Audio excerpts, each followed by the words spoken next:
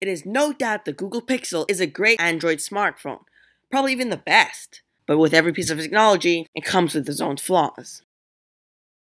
The Nexus series was an amazing series because of its great displays, great camera, great price, and great speakers. However, the Google Pixel fails to have great speakers. It has one single mono speaker at the bottom of the phone. Gone are those amazing front-facing speakers. The speaker on the Google Pixel is actually probably even twice as worth as the iPhone 7 Plus, its direct competitor. The Nexus 6P has huge bezels, and that could be somewhat forgiven because of the front-facing speakers. However, with this year's Google Pixel, the bezels are still this big.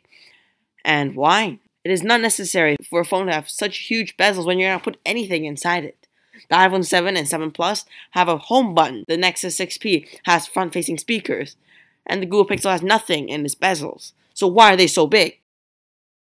When you look at the body of the Google Pixel, you'll realize that the lower part of is made out of metal. This is 100% okay. However, if you look closer, you'll realize that the antenna bands look very similar to one other phone. The camera placement. They look very similar to an iPhone, or more specifically, the iPhone 7 and 7 Plus. Google claims that the camera on the Google Pixel is the best on any smartphone. However, one thing that isn't very impressive about the camera is the camera flash. The flash unit is technically part of what makes a camera good. The camera flash is a dual LED, which is normal. However, it is a single color LED.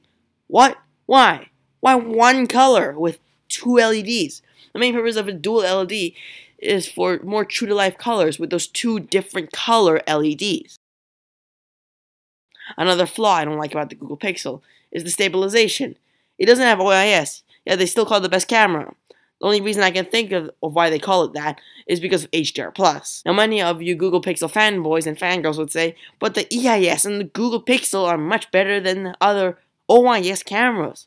Well, that is true in some cases. However, the problem with EIS is purely software, not hardware, which means that if the software isn't working so well, the video will sometimes shake really badly. Still believe me? Ask MKBHD. He had said and demonstrated the problem where he was trying to record and the camera would just jitter. Like with all premium smartphones, glass or aluminum, the body is always slippery because that's the nature of those premium materials. So it only makes sense that the Google Pixel is slippery. However, not all premium phones are slippery. The HTC 10 has a metal body, yet still is very grippy. That is because there's flat edges on the side of the phone. Why doesn't the Google Pixel have these flat edges? I don't know why, because the Google Pixel is technically made from, or manufactured from HTC. When the Note 7 first came out, the biggest hype was new Gorilla Glass 5 in the front of the screen cover. However, this phone came out around August. The Google Pixel was released on October or November. I kind of forgot. This means that the Google has over a month to prepare for using Gorilla Glass 5. But it's not in the new Google Pixel. Why? I don't know. They claim that the front and rear glass is Gorilla Glass 4. I would say that's false advertising. Don't believe me? You don't have to believe me. Jerry-rig everything, scratched the front glass with his razor blade, and left no mark. This also means that the front 8-megapixel camera is protected by the same glass. No buttons at the bottom to check. The rear 12.3-megapixel camera is protected by the back glass panel, so it should be relatively scratch-resistant, unlike the plastic camera lens of the Sony Z5 Premium. The back glass panel does seem to be slightly softer than the front glass though. My razor blade was able to leave some superfine scratch marks on the really blue panel. But if I take that same razor blade and scratch the front glass of the phone, it does not leave any marks. So keep that in mind when you are playing with knives around your cell phone. However, when he scratched the rear glass, the razor blade did leave shallow marks, which isn't possible with Gorilla Glass 4, since it's technically equally as hard as the razor blade. With all metal and glass, this is a premium smartphone, but the fingerprint sensor is plastic. What? Why? The iPhone 7, 7 Plus, OnePlus 3T, Xiaomi Mi 5, Xiaomi Mi Mix, and the iPhone SE all have glass or ceramic fingerprint sensors. So why not the Google Pixel? The plastic fingerprint scratches much easier than glass. Another letdown of the Google Pixel is the earpiece. Google thought that plastic earpiece grill isn't bad enough, so they decided to use cloth. What in the living fuck? Cloth is such a poor material. When scratched, it'll eventually turn into a cut.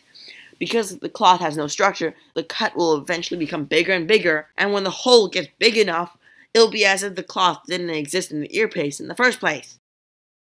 One hype about the Google Pixel, that Google Pixel has the new Snapdragon 821 chip, the latest CPU from Qualcomm. However, Google decided to underclock the new Snapdragon 821 chip so they can have better battery life.